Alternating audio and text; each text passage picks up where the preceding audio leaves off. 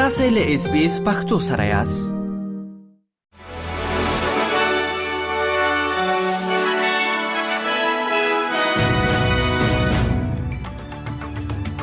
سلامونه ستړي مشي. نن دوشنبه د 2024 کال د جون د میاشتې لومړۍ نیټه ده چې د خبرګولې د میاشتې ل 11 نیټې سره برابرېږي او تاسو له اس بي اس پختو څخه د نن ورځې لاند خبرونه اورئ.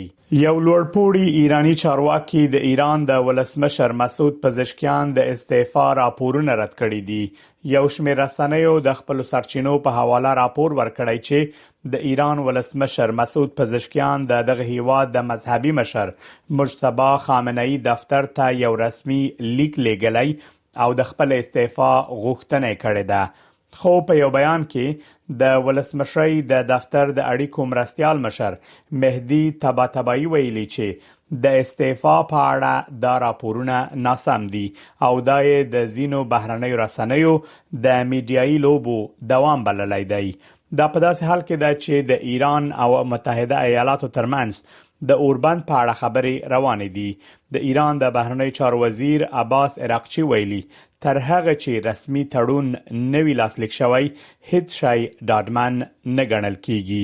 یو شمېر امریکایي رسنیو لکه نیویارک ټایمز او اکسیوس د یکشنبه په ورځ راپور ورکړی چې ډونالد ټرمپ ایران ته د غور لپاره د سولې د چوکاټ یو نوې طرح لیږلې ده، خو د دې طرحې بشپړ جزئیات لا روښانه نه دي.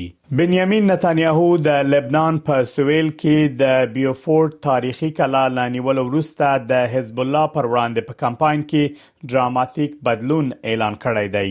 د اسرایل لومړي وزیر ژمنه کړې چې د حزب الله تر کنټرول لاندې سیمو کې به د اسرایل پوځي کنټرول ژور او پراخ کړي، ځکه چې پوځ د سویلي لبنان په لویو سیمو کې د وټلو امرونه صادر کړي دي.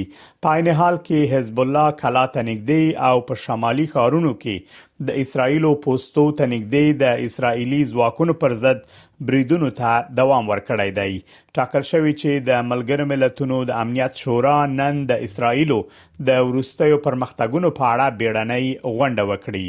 د استرالیا لومړي وزیر انټونی البنيزي د یوې نظر پوښتنې لمخې لا هم د غوره لومړي وزیر په توګه مخکښ دی. په داسې حال کې چې معلومه شوی چې د ون نیشن ګوند له لیبر ګوند څخه ډیر مشهور شوی دی. د ریډ برج ګروپ په نظر پوښتنه کې لومړي وزیر 11% ملاتړ ترلاسه کړی، په داسې حال کې چې سناتور هانسن 15% او د اپوزیسیون مشر انګس ټیلر 14% ملاتړ لري. نظر پوښتنه کوي چې د ښاغلي البنيزي ملاتړ 2% راکم شوی، د سناتور هانسن ملاتړ 2% زیات شوی او د ښاغلي ټیلر ملاتړ بیا همغسې پاتې دی. نظر پوښتنه همداراز ښیي چې د لیبر ګوند اصلي رایه 28% ده، په داسې حال کې چې د ون نیشن ملاتړ 4% زیات شوی او 11% ته رسیدلی دی.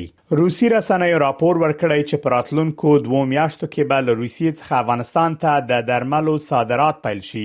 تر اوسه پورې معلومه نه ده چې کوم ډول درمل به افغانستان ته صادریږي. دغه اعلان د طالبانو د روغتیا وزارت او د روسیې د فارماسنټز شرکت ترمنځ له اعلان وروسته شوی، خو د طالبانو حکومت تر اوسه په دې اړه څه نه دی ویلي. دا و د نن ورځې لاند خبرونه چې ما مجيب منیب تاسو ته وړاندې کړل. تر بیا ښه وخت ولرئ.